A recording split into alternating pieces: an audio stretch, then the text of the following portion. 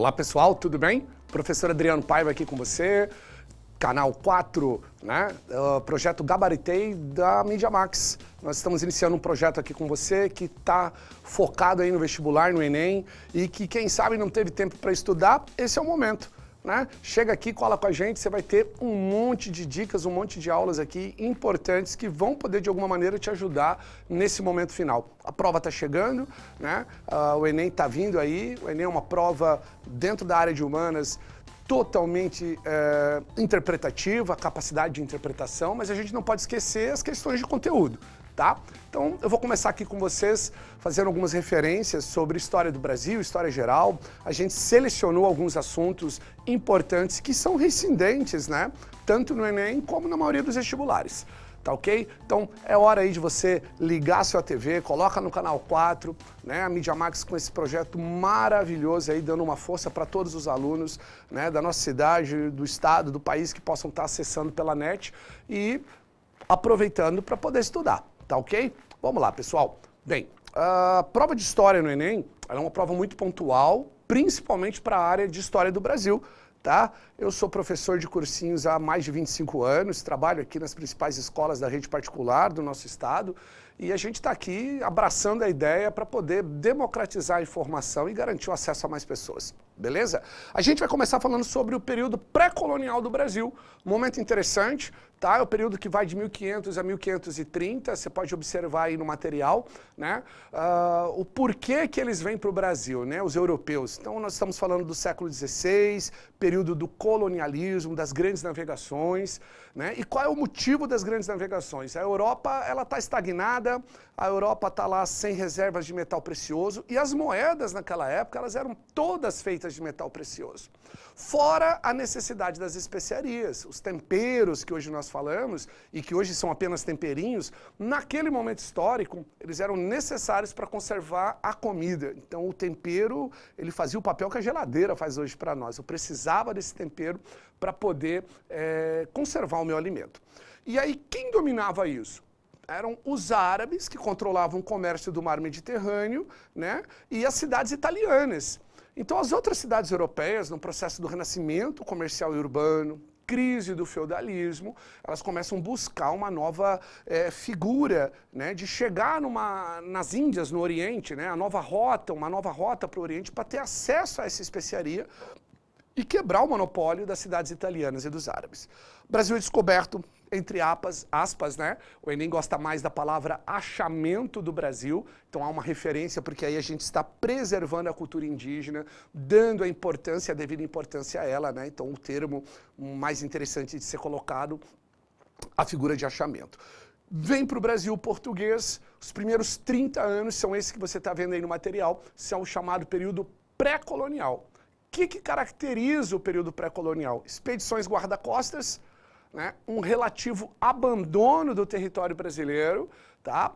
E a montagem de feitorias. Feitorias eram áreas colocadas ali no litoral para o português guardar o material uma vez quando viesse, né, a embarcação portuguesa, ele pegasse aquele material e levasse para a Europa. O que eles estão vindo pegar aqui? Quando o europeu chega no Brasil, ele não encontra a tal riqueza que ele queria, que é o metal precioso. Então o que ele encontrou? O que tinha aqui? Um monte de indígenas nativos e uma vasta floresta, né? Uma densa mata, mas nada que justificasse realmente a ocupação. Essas navegações elas são patrocinadas pela burguesia europeia. E o burguês europeu ali, o comerciante, ele não vê muito sentido em vir para cá, já que só tinha madeira. Mas encontraram uma madeira que ela era interessante, o chamado pau-brasil. O pau-brasil é uma madeira que o cerne da madeira é vermelho e aquilo servia como elemento para tingimento. Né? Na Europa estão surgindo as áreas de produção têxtil, né? Tingimento de tecido. O vermelho era uma cor muito difícil de ser conseguida e agora, com aquele pigmento daquela árvore nativa do território brasileiro, o vermelho poderia se tornar um pouco mais barato. Então começa o que a gente chama de ciclo do pau-brasil, está ali no material extração do pau-brasil. Palavrinha estanco, o que significa essa palavra, né? O rei de Portugal, ele não quer investir ainda na colonização do Brasil, então ele concede o monopólio da exploração a um fidalgo português, o chamado senhor Fernão de Noronha, que depois a gente vai usar o nosso português moderno, né? Fernando de Noronha, tá? Nessa época, mão de obra indígena. Quem está sendo explorado para trabalhar é o nosso nativo, e ele vai ser explorado por meio do escambo. Então era trocado produto com esse indígena para ele poder coletar madeira. Essa madeira vai ser levada para a Europa e ela vai ser direcionada até a região dos Flandres. Flandres hoje, Bélgica, Holanda. E lá ficavam as áreas de tinturaria, as áreas têxteis. Outra prática muito interessante era o cunhadismo. O que seria o cunhadismo, né? O português, ele casava com uma indígena e os irmãos dela eram obrigados a trabalhar para ele por pelo menos 20 dias, 30 dias. E aí o europeu descobre que os indígenas aqui, eles eram poligâmicos. Então o que o português fazia? Ele casava com uma indígena, os irmãos vinham, trabalhavam para ele. Quando estava dando o prazo, ele casava com outro e assim sucessivamente, sempre tendo a mão de obra ali para auxiliá-lo na produção. Beleza? Período pré-colonial, portanto, relação aí, né, a referência aí do aspecto do abandono. Aqui a gente vê um outro material mostrando para nós o que a relação da América do Sul, né? Toda essa área em rosa é o que a gente vai chamar de América Espanhola e a área em amarelo ali, o nosso Brasil. O Brasil, então, começa com essa divisão. A divisão que faz ali é o nosso Tratado de Tordesilhas, né, que dividiu o mundo entre Portugal e Espanha. Tá? O prof colocou aqui algumas referências. Vou usar uma outra aqui, que é a questão do período colonial. Período colonial tem sido reincidente no Enem desde a criação da prova, né? Então, tem mais de 20 anos que sempre tem um exercício fazendo referência a período colonial. O que muda? Por que Portugal resolve agora querer colonizar o Brasil? Então, a perda de lucro lá no Oriente, o comércio de especiarias, mais de 30 anos, já não está sendo mais interessante, né? As constantes invasões estrangeiras, franceses, ingleses e holandeses estão sempre ali perto do litoral brasileiro. A França mesmo, ela vai desrespeitar o Tratado de Tordesilhas e vai invadir o Rio de Janeiro, né, em 1555. Posteriormente, essa mesma França invade o Brasil em 1612. Holandeses vão invadir o Brasil em 1625, posteriormente em 1630, e a invasão de 1630 ela vai durar até 1654. Então, o território brasileiro sendo visado aí pelas outras nações europeias que tinham começado tardiamente o seu processo de navegação. Então, nesse primeiro momento, Portugal, então, preocupado em perder o território, né, a perda de lucro no Oriente, medo do poderio espanhol. Nós vimos ali no material que, né, a América é dividida entre Portugal e Espanha, o lado espanhol muito maior. E a Espanha, nesse momento, ela é uma potência. A Espanha, quando ela vem para a América, ela encontra o Império Azteca, lá no México, com muito ouro, né, e o Império Inca, aqui na Cordilheira dos Andes, o Peru, com muita prata. E esse afluxo de metais preciosos para a Espanha torna ela uma nação muito rica. Ela passa a ter uma quantidade de ouro e prata muito grande. Os portugueses não.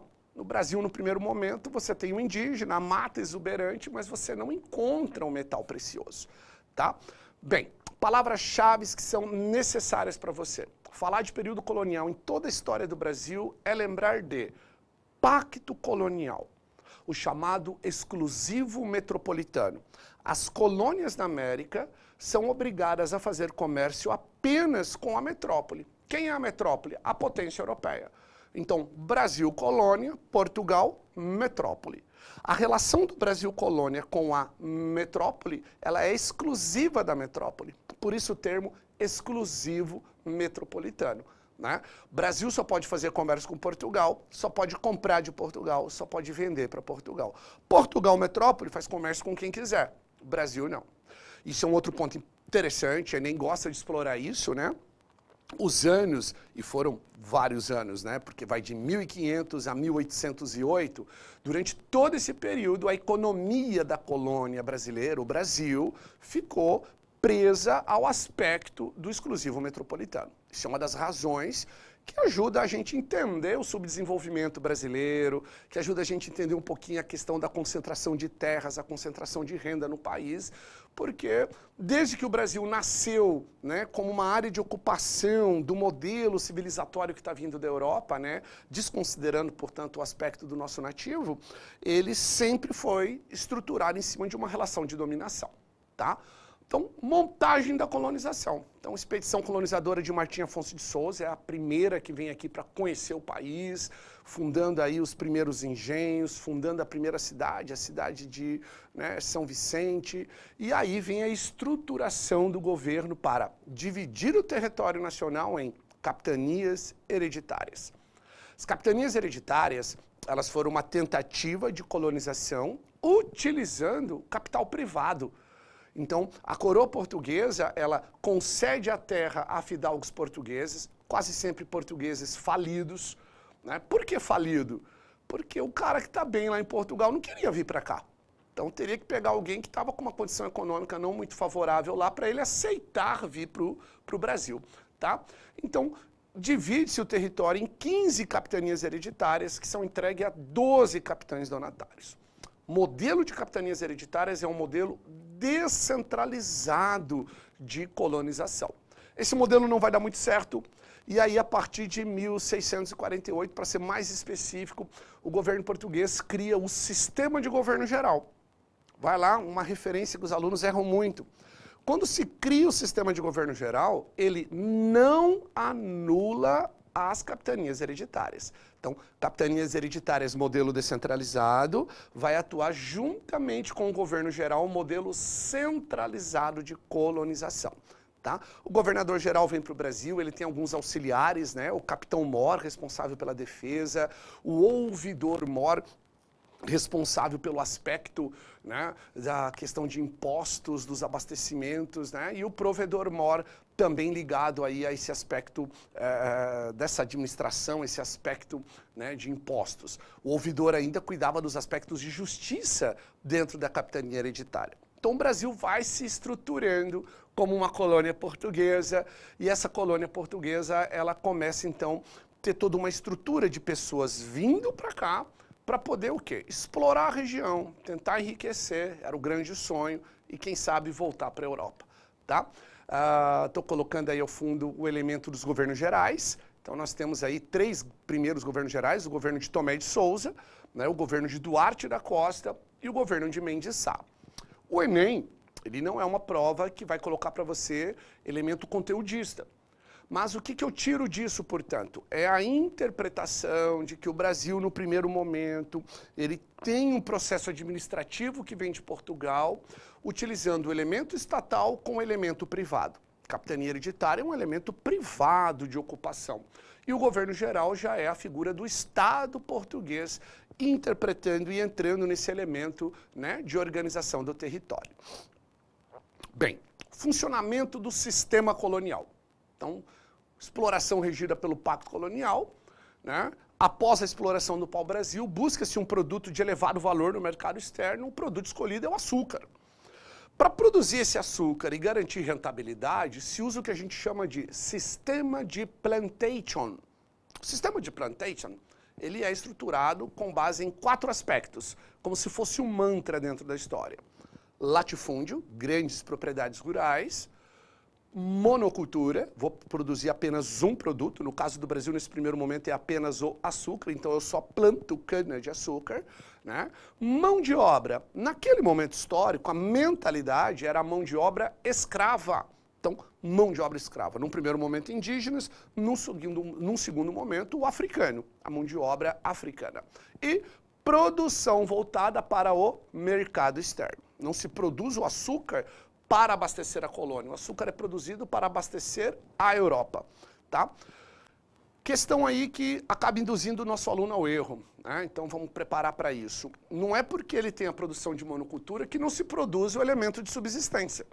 É óbvio, né? Se o brasileiro aqui, né, o português vivendo aqui, vivessem só do açúcar, as pessoas tinham falecido de diabetes ali nos primeiros anos. Tá? O açúcar é a produção do sistema de plantation para abastecer a metrópole, mas toda fazenda tem a sua produção de subsistência para o abastecimento interno. Vamos ter também outras atividades econômicas. Drogas do sertão, que são as drogas do sertão. elas vão ser exploradas na região norte do país. Sertão aí é apenas uma figura de linguagem, né? O português no território brasileiro saiu do litoral para ele, é sertão. Então, floresta amazônica, sertão com muita mata, cerrado, sertão seco, tá? Floresta atlântica, mata atlântica, sertão úmido. Então, para ele tudo é sertão. Então, as drogas do sertão eram coletadas na região norte. O que eram as drogas do sertão? Especiarias brasileiras, né?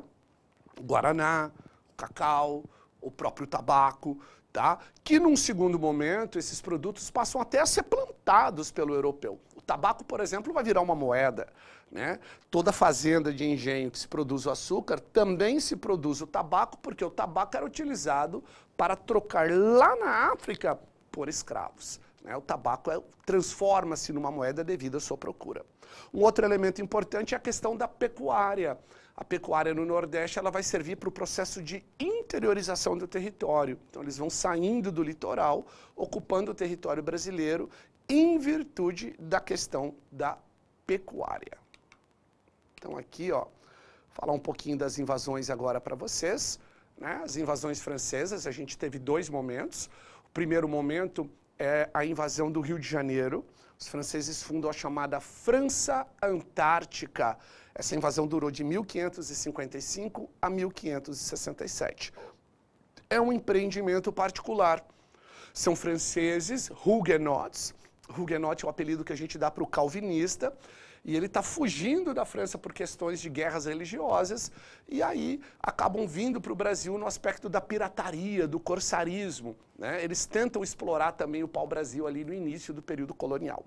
São expulsos pelo terceiro governador-geral Mendes Sá e seu sobrinho Estácio de Sá, que após expulsar os franceses, funda na região da Baía de Guanabara, né, o arraial de São Sebastião do Rio de Janeiro, que vai dar origem à cidade do Rio de Janeiro. A segunda invasão francesa, ela ocorre durante o contexto da União Ibérica, né? Entre 1580 e 1640, Portugal e Espanha passaram a ser governadas pelo mesmo rei, o rei da Espanha, Felipe II. E aí os inimigos da Espanha começam a atacar o território brasileiro, porque agora aqui pertencia à Espanha. Tá? Então é nessa fase que a gente tem a segunda invasão francesa, a chamada invasão do Maranhão, França Equinocial. Durou de 1612 a 1615, vieram aqui para explorar a questão das drogas do sertão e acabaram fundando o Forte de São Luís. Na época o rei francês era Luís XIII, então em homenagem a ele, na ilha de São Luís, ali o forte que vai dar origem à capital do estado. Tá? Vão ser expulsos aí por uma coligação luso-espanhola em 1615, o que nos leva à invasão aí inglesa. As invasões inglesas elas foram caracterizadas apenas por saques. Tá? Lord Wellington, Lord Lancaster, Cavendish invadiram o território brasileiro aí, né, entre finalzinho do século XVI. Tá? Apenas atacavam as cidades, saqueavam e iam embora. E a invasão mais importante, que é a invasão holandesa. Os holandeses eram parceiros dos brasileiros na produção do açúcar. E aí, com a União Ibérica, a Espanha proíbe o comércio entre Portugal, Holanda e Brasil. Os holandeses criam uma empresa, a WIC, Companhia das Índias Ocidentais, e com ela eles vêm para invadir a Bahia, capital do Brasil. Isso em 1525. Né? Esse processo ele é inicial, tá? É o primeiro momento, é a primeira invasão. Ao mesmo tempo, os holandeses tentam controlar a área de Angola, lá na África, fornecedora de escravos. São expulsos, né, pelos portugueses e eles estavam indo embora. Na ida para a Europa, acabam atacando um galeão espanhol lotado de ouro, que vai financiar a segunda invasão holandesa na América. Essa vai durar muito mais tempo. Ela vai de 1530 a 1654. Durante a fase dos holandeses no Nordeste brasileiro, né, que é a segunda invasão, a invasão de Pernambuco, nós vamos ter a administração de Maurício de Nassau. Maurício de Nassau é um funcionário da WIC e ele vai investir bastante no Nordeste brasileiro, financiando engenhos, vai incentivar o trabalho assalariado, o trabalho livre, vai incentivar a agricultura de subsistência, o aumento da natalidade, vai investir na urbanização da cidade de Recife, na época considerada a Veneza brasileira, tá? E vai promover empréstimos e financiamentos aos produtores brasileiros. Então, vai chegar um momento que a invasão holandesa ela passa a ser até benéfica para aquele dono de engenho no Nordeste brasileiro, tá? Em 1644, Nassau vai embora, e a partir dali a empresa, né, a WIC, começa a cobrar os juros e financiamentos feitos aos brasileiros, doeu no bolso do brasileiro, e aí Portugal começa a incentivar o momento de expulsão do holandês, que nos leva à chamada insurreição pernambucana, tá? Processo esse que leva à expulsão dos holandeses no território brasileiro. Bem, falando ainda sobre período colonial, é muito importante a gente fazer a devida referência, né, à expansão do território brasileiro. O Brasil estava definido totalmente na área litorânea, e aí a gente tem algumas atividades econômicas, como a pecuária, Drogas do Sertão, que a gente já citou, elas vão acabar favorecendo esse processo de ocupação do interior, e principalmente a questão dos bandeirantes. O bandeirante é o vicentino, é o cidadão da capitania de São Vicente. A capitania de São Vicente não é uma capitania muito próspera no aspecto econômico, o açúcar ali não rendeu tanto, então eles começam a sair andando no território brasileiro, né, em busca de melhorias de riquezas. Então a gente tem as bandeiras de apresamento, busca por indígenas, busca por gado, iam atacar as missões indígenas, né, principalmente as missões espanholas, bandeiras de prospecção, a busca por metais preciosos. A fama do bandeirante corre, e aí muitos produtores do Nordeste começam a contratar o bandeirante para atacar os quilombos, são as bandeiras de contrato ou sertanismo de contrato. E após a descoberta de ouro, né, em Cuiabá, né, Goiás, começa uma outra forma de bandeira que são as monções, bandeiras de abastecimento das áreas auríferas do Brasil. Tá? O bandeirante vai ser aí muito importante para o processo de crescimento territorial, né, do Brasil colônia durante o período aí dos séculos XVI, XVII, e são eles que vão descobrir o metal precioso, né, no século XVIII na região das Minas Gerais.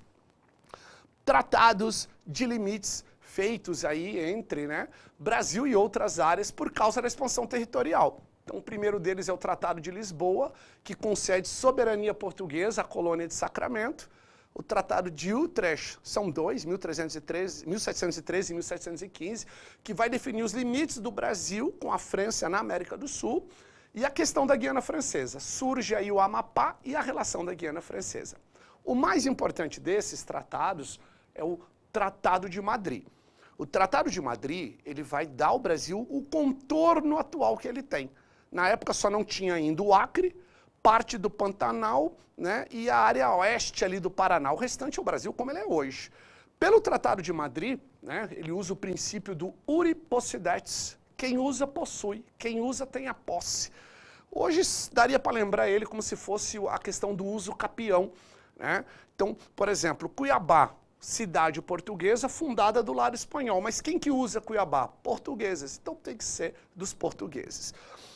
Esse princípio vai ser utilizado para definir o contorno territorial brasileiro, porém, Sacramento, cidade portuguesa, ela fica para os espanhóis. E 7 povos das missões, hoje o atual Rio Grande do Sul, fundada pelos espanhóis, fica para os portugueses.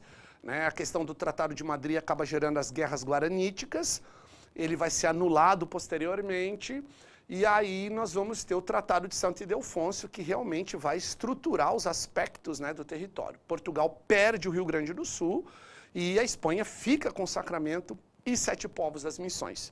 Isso vai ser finalizado ali na frente, Tratado de Badajoz, 1801, onde fica definitivo que o Rio Grande do Sul seria do território português e Sacramento. Sacramento é hoje o atual Uruguai, seria do lado espanhol, tá? Bem, revoltas.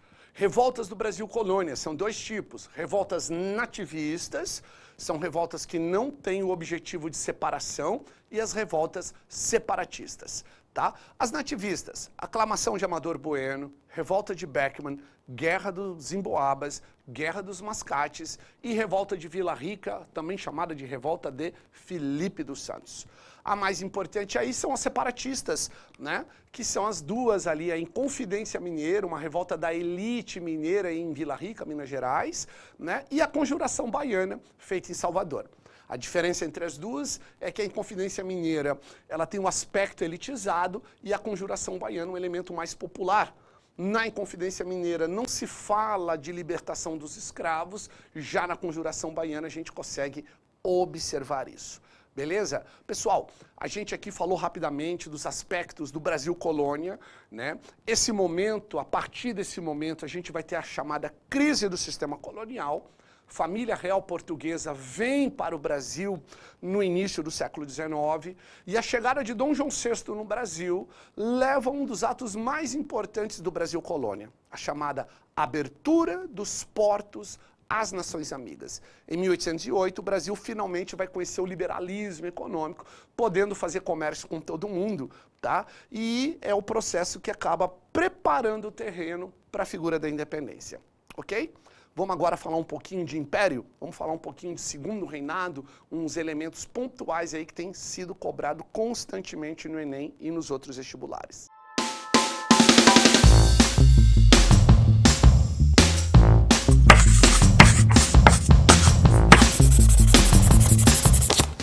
Bem-vindo ao Mídia Max, sua fonte de notícias em Mato Grosso do Sul.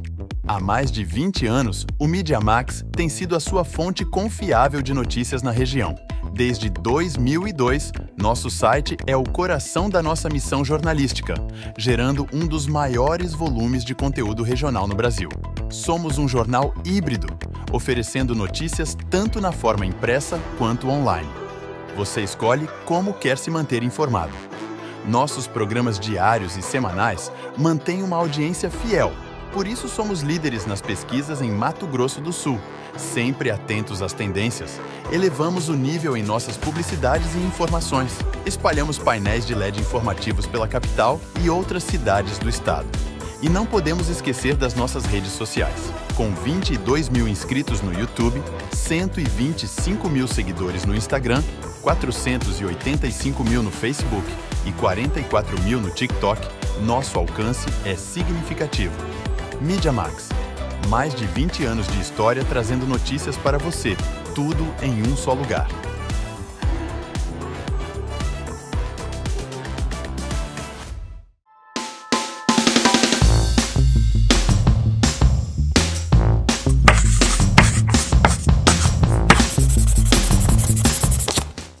Bem, pessoal, vamos falar um pouquinho do Império. O Brasil, ponto importante, a independência do Brasil ela é promovida pelo filho do rei de Portugal. Então, Dom Pedro I proclama a independência do Brasil. E você precisa lembrar que a independência do Brasil ela foi feita pela elite brasileira, em nome da elite brasileira, e tendo Dom Pedro como o representante disso. Então, no Brasil, a independência é promovida pelo filho da monarquia para manter o status quo daquela elite agrária, escravista, né, dona de terras. Tá? Primeiro reinado é muito conturbado, é o início do processo da formação do Estado Nacional Brasileiro. Dom Pedro ele acaba tendo que enfrentar a Guerra da Independência contra os redutos portugueses, a Guerra da Cisplatina. Ele acaba se envolvendo, né, com os elementos da sucessão da coroa portuguesa, né, lá em Portugal, não que ele vá para lá, mas ele acaba entrando em confronto com elementos que estão acontecendo em Portugal. E o seu autoritarismo, né, leva ele ao fechamento da Assembleia Constituinte em 1823, que é uma efeméride para este ano.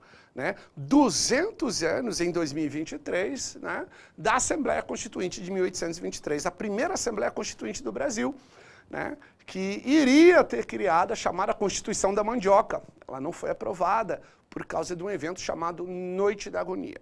Dom Pedro fechou a Assembleia Constituinte e ele outorgou a primeira Constituição brasileira, a Constituição de 1824. A Constituição de 1824, ela criou um poder especial no Brasil. Já foi exercício do Enem aí umas 3 vezes diferentes, explorado pelo Enem, portanto, como uma coisa reincidente. É criado na primeira Constituição do Brasil, chamado quarto poder, o poder moderador. O poder moderador dava ao imperador poderes especiais. Ele podia, então, governar o Brasil, uma monarquia constitucional hereditária, de maneira absolutista, sem ser absolutista. Por quê? Porque tem uma lei dentro da Constituição que permite isso. Então, o governo dele oficialmente foi absolutista? Não. Tá? Mas ele governava de maneira absolutista? Sim. Tá? Por quê? Porque tem uma lei que concede amplos poderes. Durante o segundo reinado, Dom Pedro II, em 1847, ele cria o Conselho de Ministros, modelo baseado no parlamentarismo britânico, que é o parlamentarismo clássico. No mesmo ano também cria o cargo de presidente do Conselho de Ministros, que seria o equivalente ao primeiro-ministro. E aí se estrutura, né, durante o segundo reinado, o chamado parlamentarismo às avessas. Por que no Brasil é chamado de parlamentarismo às avessas? Porque o processo da escolha no Brasil é invertido em relação ao modelo britânico, que é o modelo tradicional. Na Inglaterra, primeiro se forma o parlamento e, posteriormente, se escolhe o primeiro-ministro. No Brasil, para Dom Pedro não ter o desgaste político, o que ele faz por causa do poder moderador? Ele indica quem vai ser o primeiro-ministro e o primeiro-ministro, a partir dali, forma o seu parlamento. Durante o segundo reinado, a gente tem dois partidos políticos no Brasil, o Partido Conservador e o Partido Liberal. Eram partidos da elite, sem diferenças ideológicas gritantes, né? No máximo, o que daria para apontar é Partido Liberal a favor da autonomia das províncias, Partido Conservador a favor da centralização do poder político. Com a criação do modelo parlamentarista no Brasil, ele vai acabar favorecendo, ele vai acabar permitindo o que a gente chama do revezamento do Partido Conservador e do Partido Liberal no poder. O imperador indica um primeiro-ministro do Partido Conservador, ele forma um conselho de ministros somente com políticos conservadores. Passa um tempo, algum problema político, alguma denúncia, alguma coisa errada, ou até mesmo o esgotamento daquele modelo, o imperador surge, tira esse primeiro-ministro, nomeia outro. Só tem dois partidos, era conservador, então o próximo vem de onde? Partido Liberal, que forma um novo conselho de ministros somente com políticos do Partido Liberal. Então nós vamos ter no segundo reinado o revezamento de liberais e conservadores no poder, e isso só foi possível por causa do modelo do chamado parlamentarismo às avessas. Então, durante o segundo reinado, o elemento do parlamentarismo favoreceu esse aspecto de revezamento político, que de a gente parar para pensar é até parecido, semelhante, é base lá na frente do início da República, com aquilo que a gente vai ver da chamada República do Café com Leite, tá bom? Falar em República do Café com Leite nos dá a deixa para começar a falar um pouquinho da República Brasileira, né? O Império Brasileiro ele vai ser caracterizado por uma economia totalmente monocultora, voltada para a produção do café. Nós vamos ter um surto industrial com patrocínio do capital estrangeiro, com patrocínio do capital do cafeicultor. Não dá para esquecer a figura ímpar de Irineu Evangelista de Souza, o Barão de Mauá, mas o Brasil era um país nitidamente agrícola. A proclamação da República é um ato promovido pelos militares, com a elite agrária que está descontente com os aspectos do abolicionismo, né? São temas importantes a serem revistos, né? Lembrar a questão abolicionista no Brasil, a necessidade humanista de poder se libertar o africano e o afro-americano que vivem em território brasileiro como escravos, como cativos, né? Um passado horrível da história do Brasil. E esse processo do abolicionismo, ele contribui, junto com o descontentamento dos militares, para a queda do Império. Então a queda do Império nos leva à proclamação da República e o início de um novo momento histórico no Brasil. Beleza? Vamos falar da República então agora um pouquinho? Olha o organograma aí sobre a República, né? Então a República Brasileira, o primeiro momento da República Brasileira é a chamada República Velha. Ela vai da proclamação da República, 1889, até 1930, a Revolução de 30. A República Velha ela tem dois momentos específicos. O primeiro momento é chamada República da Espada, onde os dois primeiros presidentes, Marechal Deodoro da Fonseca e Floriano Peixoto, foram militares, por isso o apelido República da Espada. Em 1894 é eleito Prudente de Moraes, dando início à chamada República Oligárquica, a República do Café com Leite. Durante esse período, nós vamos ter alternância, né, do PRP, Partido Republicano Paulista, e do PRM, Partido Republicano Mineiro, no poder do Brasil. É a época do clientelismo, do coronelismo e da chamada política dos governadores. A elite rural brasileira controlava o país. Tá? Em 1930, nós temos a Revolução de 30, promovida pelo agravamento, declínio desse modelo oligárquico, né? A figura do tenentismo, os militares novamente aí aparecendo com aspecto do salvacionismo no Brasil, e a Revolução de 30 que leva à queda de Washington Luiz e impede a posse do presidente eleito, né, Júlio Prestes. Bem, Vargas assume o comando do Brasil num momento único. Vargas é o responsável pela introdução do processo de industrialização do Brasil a partir da década de 30. Pega o Brasil pós-crise de 29 e é o momento que a gente coloca aí como uma referência das leis trabalhistas. Tá certo? Vargas, então, né, acaba sendo o presidente no momento das leis trabalhistas, Constituição de 1934. Essa Constituição, ela vai garantir aí a nacionalização dos recursos minerais, a nacionalização das quedas d'água e a promoção das leis trabalhistas.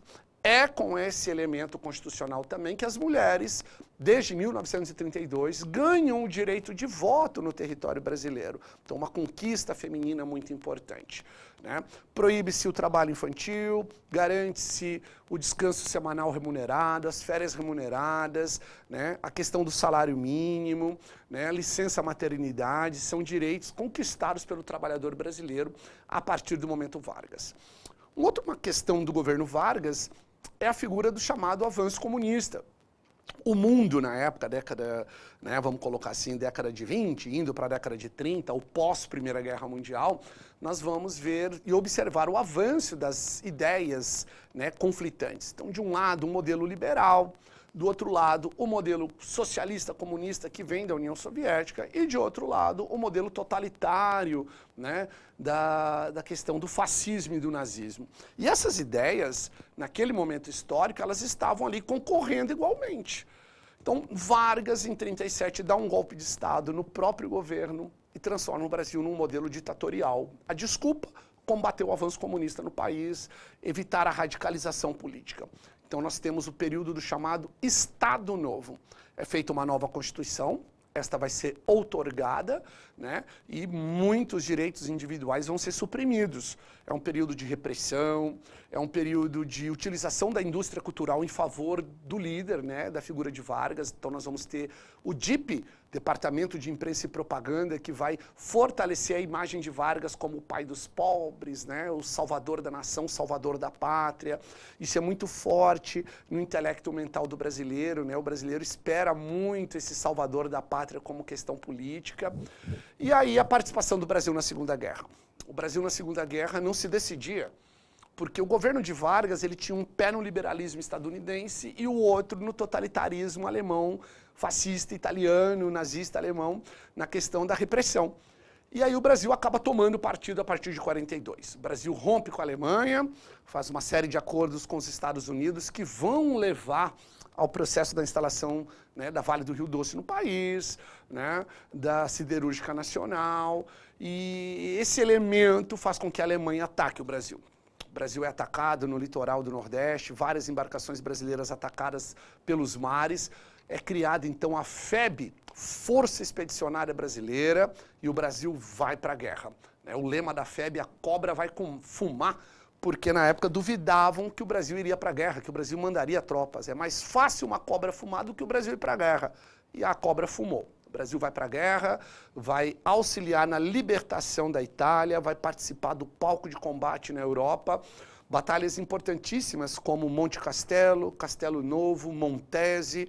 Mais de 25 mil soldados brasileiros são enviados pela Força Expedicionária Brasileira e vai fazer bonito na Segunda Guerra. Ao final da Segunda Guerra Mundial, os militares voltam para o Brasil e no mundo não tem mais clima para o totalitarismo. Então, esses mesmos militares que auxiliaram Vargas chegar ao poder na década de 30 vão retirar ele em 45. Tem início, então, o período democrático brasileiro, que vai de 46 a 64. Então, nós vamos ter o governo de Dutra, né? Nós vamos ter o retorno de Vargas, que leva ao suicídio do presidente Vargas por enfrentamento com a UDN, com as camadas médias, né? Vamos ter, posteriormente, o governo de Juscelino Kubitschek, o governo de Jânio Quadros e aí o governo de João Goulart. O governo de João Goulart, com um populismo de esquerda radical, né, com as questões das chamadas reformas de base, vão desagradar o capitalismo internacional, as camadas médias no Brasil, a UDN, que seria a União Democrática Nacional, e que levam à intervenção militar. 64, em nome de uma parcela da população que tinha medo do avanço daquelas ideias um pouco mais sociais e populares, vendidas por João Goulart, da maneira como estava sendo feito, leva ao golpe militar. O golpe militar no Brasil, ele está inserido no contexto da Guerra Fria. Guerra Fria, disputa hegemônica entre Estados Unidos e União Soviética dentro do planeta Terra por blocos de controle. Então, vão ocorrer vários golpes militares na América Latina. Nós vamos ter ditadura militar no Chile, na Argentina, nós vamos ter ditadura militar no Paraguai, na Bolívia, na Venezuela, e o Brasil não fugiu à regra. O governo militar no Brasil ele é caracterizado por um forte intervencionismo estatal, o alinhamento aos Estados Unidos no contexto da Guerra Fria, e durante esse período a gente vai ter a chamada radicalização da esquerda. Essa radicalização para enfrentar o governo militar, mas também para poder defender o ponto de vista da chamada ditadura do proletariado. Então, do mesmo lado que a gente tinha uma ditadura militarizada, aquela referência de luta contra esse governo militar também queria fazer um processo de ditadura. Tá? Então é um período muito radical, um período violento, os chamados porões da ditadura. Tá certo? Governos militares, governo de Castelo Branco, governo de Costa e Silva. Costa e Silva, o famigerado AI-5, Ato Institucional número 5, que retira do brasileiro os direitos políticos e civis e a questão do habeas corpus. Costa e Silva, governo Médici, é o auge da repressão, os chamados porões da ditadura, e nesse mesmo momento se explora a questão do milagre econômico, o fanismo nacional. Tá? De novo, aí a questão da indústria cultural fazendo propaganda para poder implementar a ideia de governo. Posteriormente, o governo Geisel. Geisel começa um processo de abertura democrática, lenta, gradual e segura, com medo ainda do avanço das ideias comunistas no país, e nos leva ao governo Figueiredo. O governo Figueiredo está dentro já do contexto da crise do processo da Guerra Fria. E isso vai levar à abertura. Durante o governo Figueiredo, a gente vai ter o movimento das diretas já, feito ali por Dante de Oliveira, a emenda das diretas já. Ela não é aprovada e a eleição vai ser de maneira indireta, o que acaba levando à vitória de Tancredo Neves.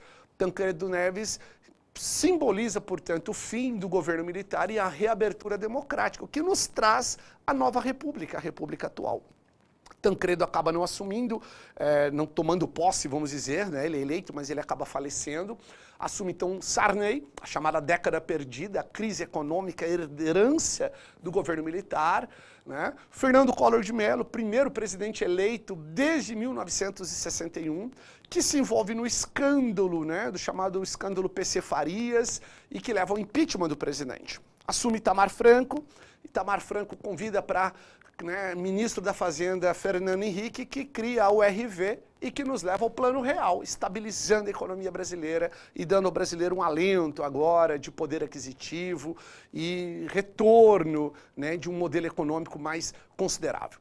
Fernando Henrique acaba ganhando as eleições e o medo de se tirar o Plano Real leva à emenda, criada a emenda na Constituição de 88 da reeleição. A Constituição de 1988, a chamada Constituição Cidadã, é um dos maiores exemplos de modelo liberal democrático de cidadania no mundo, tá? E um elemento legislativo fantástico para a nova república que estava nascendo no Brasil.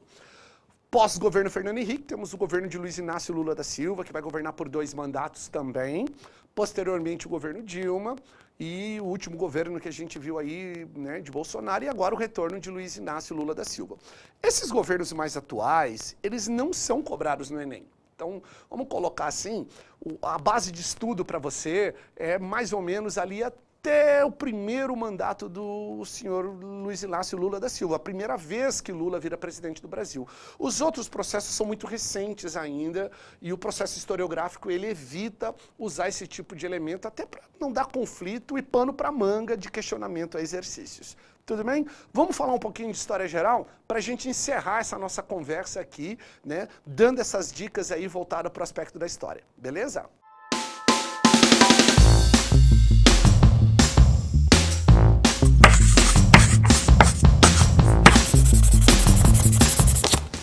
Em 1823, o presidente James Monroe, num discurso de apenas 6 minutos, lançou as bases da chamada Doutrina Monroe.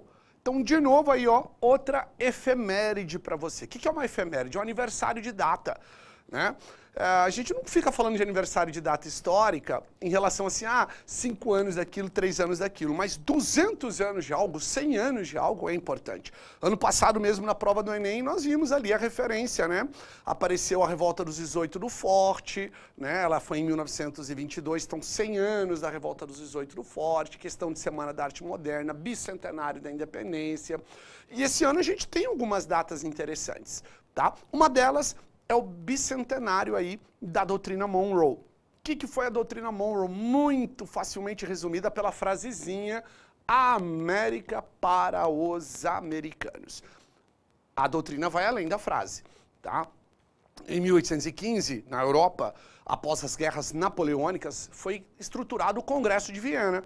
O Congresso de Viena, ele tem o objetivo de reorganizar o mapa da Europa após Napoleão, baseado em alguns princípios, né, o princípio da legitimidade e da restauração. São legítimos os governos e fronteiras anteriores a Napoleão e eles devem, portanto, ser restaurados. É estruturado o princípio do equilíbrio, que vai dar base, inclusive, para a Primeira Guerra Mundial, criando ali a Confederação Germânica, a Confederação do Reno, a Confederação Italiana, a Bélgica sendo industrializada, sendo colocada dentro dos Países Baixos, né, submetida à Holanda.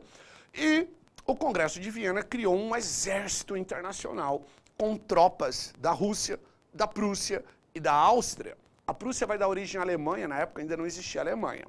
E um dos objetivos da Santa Aliança, além de combater revoltas e revoluções de cunho social, era vir para a América desfazer as independências que estavam acontecendo. Durante o período napoleônico, inclusive o filme está saindo aí, né? Uma dica interessante o Enem usar essa referência de Napoleão também na prova. Durante o período napoleônico, Napoleão ele invadiu territórios, desfez áreas territoriais, unificou lugares, então ele bagunçou a Europa. E a Santa Aliança tinha o objetivo de combater revoltas sociais e desfazer as independências. Por quê? Porque durante o período napoleônico vão ocorrer as independências da América Espanhola, independência do México, da Venezuela, do Paraguai, do Peru, da Argentina, inclusive do Brasil, né, do lado português. E aí, um dos objetivos da Santa Aliança era enviar soldados para cá para tentar auxiliar a desfazer esse processo de independência. É quando o presidente dos Estados Unidos manda o recado. Ei, Europa, a América é para os americanos. O que era o recado que ele estava dando? Não interfiram nas questões americanas. Tá? A doutrina Monroe, na verdade, ela tem 2 princípios-chave. O primeiro é o seguinte: os Estados Unidos se comprometia a não intervir em questões europeias. Nós, Estados Unidos, não iremos intervir em nada aí na Europa. Porém, queremos o compromisso da Europa não vir intervir nas questões americanas.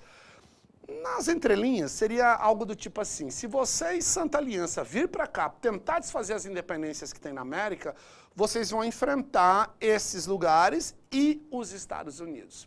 Estados Unidos não é uma superpotência nesse momento ainda. Mas vamos pensar assim, ele é aquele país que venceu a Inglaterra, ele conseguiu fazer a independência dele perante a Inglaterra. Aqui no nosso estado a gente diria assim que a Europa pediu truco e os Estados Unidos foi lá e gritou 6. E aí a Europa pulou fora, ela não teve coragem de ver as cartas. Doutrina Monroe, portanto, ela dá início ao modelo do imperialismo dos Estados Unidos na América Latina.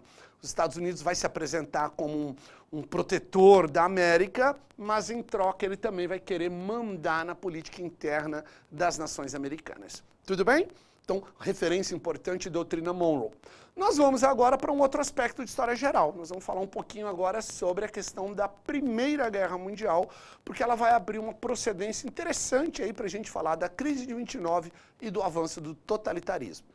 Então, vamos lá? Primeira Guerra Mundial, conflito que vai de 1914 a 1918, porém, a Primeira Guerra Mundial não começou aí não. A Primeira Guerra Mundial ela começa em 1870, Guerra Franco-Prussiana. A Prússia, ela vence a França, Tratado de Frankfurt, e ela pega para ela a região da Alsácia-Lorena. Isso dá início ao que a gente chama de revanchismo francês. A França quer vingança. A Primeira Guerra Mundial é uma guerra do imperialismo, né? Ela foi um conflito entre as principais potências da época e por isso o termo de mundial. As maiores potências do mundo estão em guerra, o mundo parou por causa da guerra. A Primeira Guerra Mundial é uma guerra provocada pela disputa de mercado consumidor e produtor de matéria-prima. Processo esse inserido no contexto da Segunda Revolução Industrial, a busca por mercados, é o período do Belle Époque, é um período de desenvolvimento econômico, científico, tecnológico e principalmente bélico. É a chamada paz relativa, a paz armada, caracterizada pela corrida armamentista. É uma guerra da disputa imperialista, é uma guerra do capitalismo, né? Causas da guerra. Então, o conflito entre as potências europeias por mercados consumidores e produtores de matéria-prima, a unificação tardia da Alemanha e da Itália, que agora querem possessões na África e na Ásia, a disputa pela anexação da Bósnia em relação ao Império Austro-Húngaro, a questão marroquina, a disputa do Marrocos pela França e pela Alemanha, e o nacionalismo. O nacionalismo é um dos maiores elementos que leva o ser humano à guerra. Porque o nacionalismo desperta no ser humano aquela questão de defender a nação, defender os irmãos. E o nacionalismo foi a base da guerra. O primeiro modelo de nacionalismo que a gente observa é o revanchismo francês, o desejo de vingança da França desde a derrota na Guerra Franco-Prussiana. O pan-germanismo, a Alemanha quer formar a grande Alemanha com áreas localizadas no leste europeu, tá? Principalmente ali de grupos com maioria germânica. E na mesma área surge a ideia do pan-eslavismo, defendido pela Sérvia, com áreas do antigo Império Austro-Húngaro. Essa disputa de ideias, o espírito de nação, né? Como se dizia muito, povos que falam a mesma língua devem fazer parte do mesmo país, vai abrir procedência para um conflito horrível, que foi a Primeira Guerra. Um outro ponto importante é a formação de alianças, né? Então, a Alemanha vai se aliar ao Império Austro-Húngaro e à Itália, criando a Tríplice Aliança, chamadas potências centrais, porque elas estavam no centro da Europa. E do outro lado, a Entente, do francês entendimento. Ingleses e franceses, inimigos tradicionais, vão entender que tinha um inimigo em comum. Quem é o inimigo em comum? A Alemanha. A Alemanha está prejudicando o desenvolvimento industrial inglês, que era a maior potência industrial da época. A Alemanha é a segunda maior potência. A França tem um problema de conflito com a Alemanha por causa do revanchismo francês. E a mesma Alemanha entrou em problema agora com a Rússia. A Rússia defende o pan-eslavismo na região do leste europeu e a Alemanha queria o pan-germanismo, né, a União Germânica na região do leste europeu. Então, é criada a Tríplice Entente, chamado de aliados, formado por França, Inglaterra e Rússia. A Itália, com 3 meses de guerra, muda de lado. E aí a gente vai ter, posteriormente ainda, né, a saída da Rússia da guerra por causa da Revolução Socialista e a entrada dos Estados Unidos. Tá? A Primeira Guerra Mundial foi uma guerra extensa, né, interessante do ponto de vista de um conflito moderno. Tá? E a guerra, ela nos leva a um elemento aí de 2 fases diferentes, a chamada guerra de movimentos, a movimentação das tropas, a formação de 2 frentes de batalha, e a guerra de trincheiras, que é o período mais extenso da guerra e o mais desnecessário. Milhões de pessoas morreram sem avançar, sem tomar possessões, apenas morrendo ali, né, como verdadeiros peões num tabuleiro de xadrez. Bem, a Primeira Guerra Mundial, ao final dela, a gente tem uma questão interessante, né, que é os tratados realizados em virtude do final da guerra. Quem impõe tratado é o vencedor. O presidente dos Estados Unidos ele tentou fazer uma paz sem vencedores, chamado 14 pontos de Wilson, né, onde ninguém fosse castigado. Inglaterra e França não aceitam. E aí é feita a chamada paz dos vencedores, que nos leva ao famigerado Tratado de Versalhes. Tratado de Versalhes, em 1919, é como se a gente dissesse assim, a primeira causa da Segunda Guerra Mundial. A Alemanha é castigada, é proibida de ter colônias, é desmembrada, parte do território dela vai fazer ressurgir a Polônia, vai ser criada a Tchecoslováquia, a Iugoslávia, a Hungria fica independente, ela é proibida de se unir com a Áustria, né, nação de maioria germânica, e perde a região da Alsácia-Lorena. Tá? Então, o Tratado de Versalhes já é a primeira causa para a gente entender o que vai vir agora pela frente na Europa, né? Que é o surgimento do totalitarismo na virtude do fascismo italiano e do nazismo alemão. E um outro ponto importante em relação ao fim da Primeira Guerra Mundial é a hegemonia econômica e industrial dos Estados Unidos. E a superprodução americana vai nos levar para um outro momento, um outro tópico histórico muito importante, reincidente nos vestibulares e no Enem, que é a chamada crise de 1929. Vamos falar um pouquinho dela agora.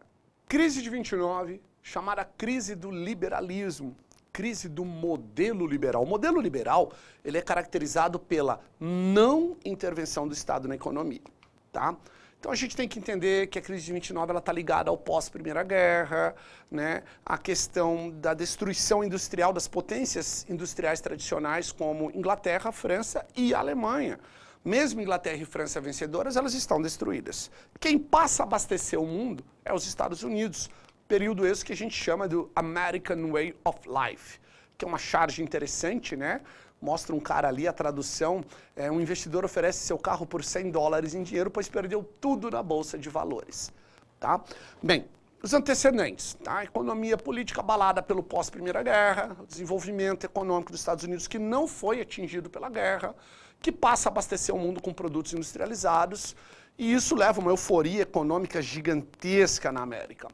E os Estados Unidos passam a ter um desenvolvimento muito grande, o que leva a um elemento de superprodução.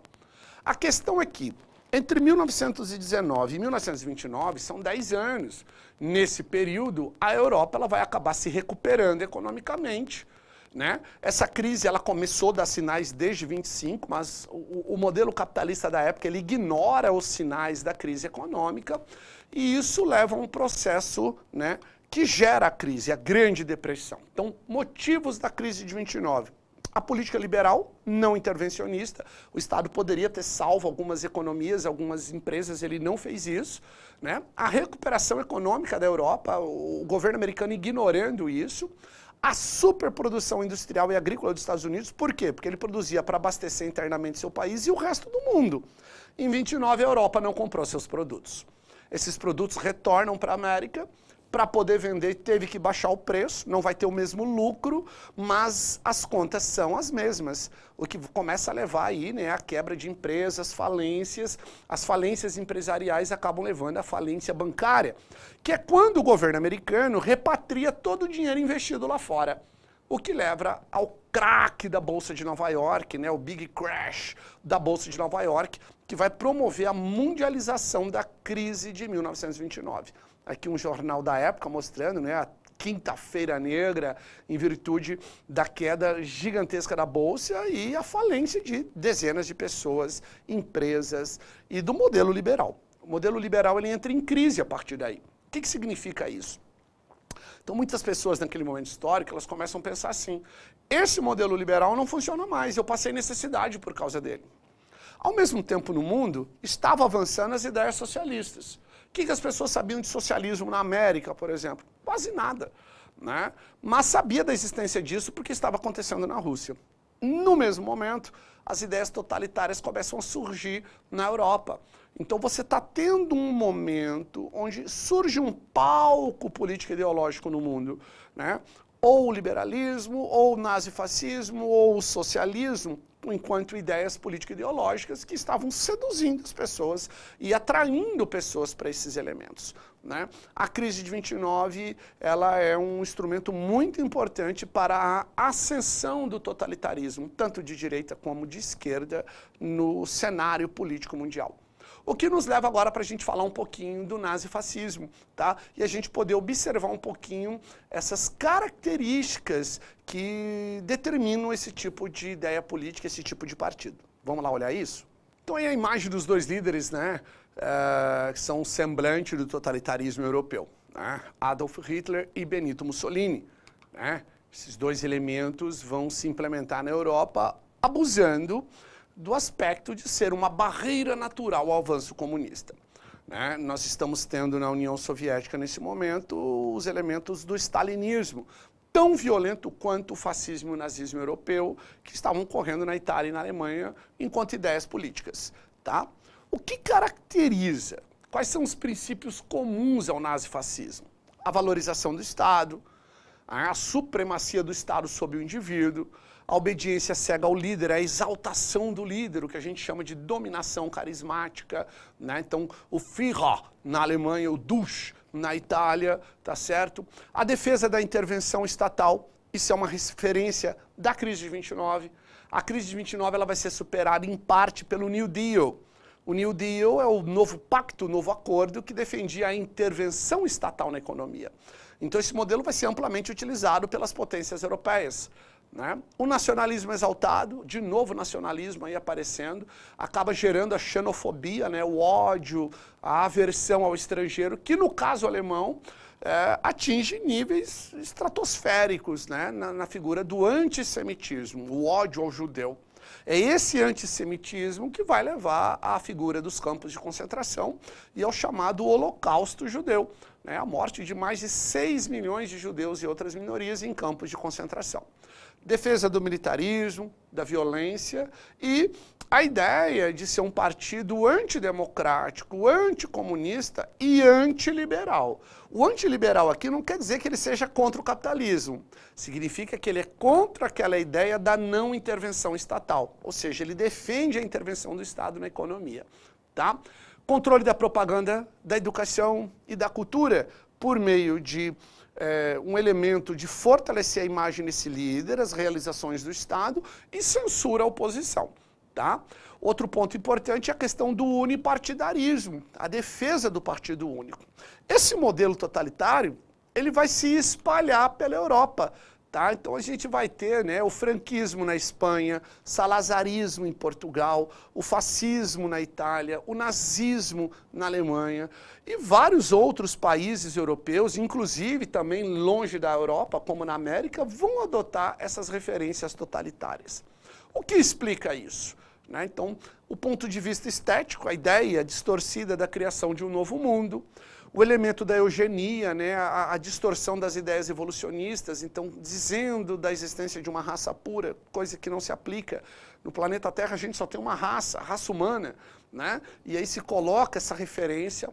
Um outro ponto que vai se vender muito, né, a questão de ser uma barreira ao avanço comunista. Isso vai seduzir muito as camadas médias, os industriais, que passam a adotar esse tipo de modelo e a patrocinar ele também.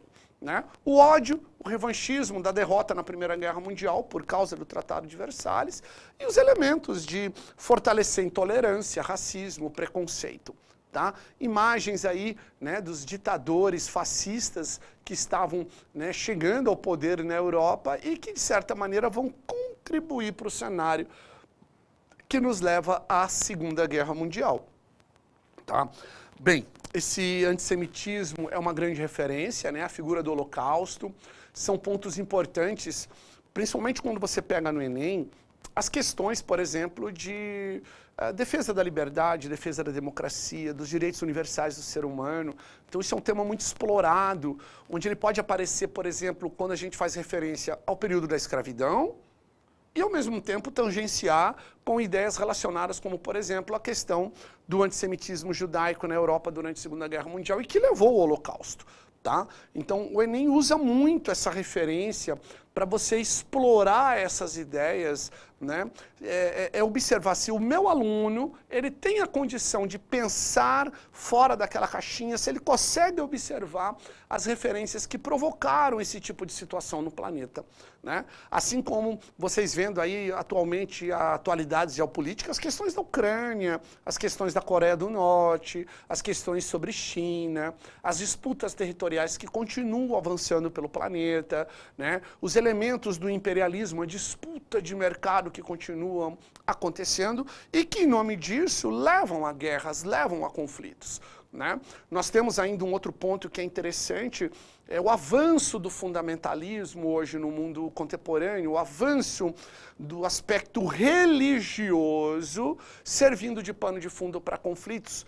Né, o que leva aí a figura de grupos como a Al-Qaeda, mais famoso por causa do 11 de setembro, mas temos aí outras referências como o Estado Islâmico, o ISIS, né, em guerra ali na Síria desde 2010, 2011, né, guerra civil na Síria, os elementos hoje do continente africano em virtude da exploração da África, da expoliação do continente africano em nome de um elemento imperialista.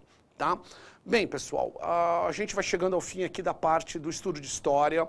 A dica maior que eu posso colocar para vocês é a seguinte: a prova de história é uma prova de interpretação. Então você tem que ler ela com calma, você tem que ler pontuando a prova. É uma prova que não tem pegadinhas, né? Você não vai ver na prova de história no Enem um elemento sobre datas ou nomes. Nome e data na prova do Enem, eles estão certos. Então não é isso que você tem que se preocupar, você tem que preocupar com o contexto histórico. A referência histórica por detrás daquele assunto, ela tem sentido, ela se aplica. São esses elementos aí os mais importantes para você e que você tem que prestar atenção quanto a isso. Uma outra coisa interessante da prova do Enem é que ela é uma prova muito integrada. Então, às vezes, lá na prova de linguagens, eu estou tendo uma dica que vai ajudar no exercício de história.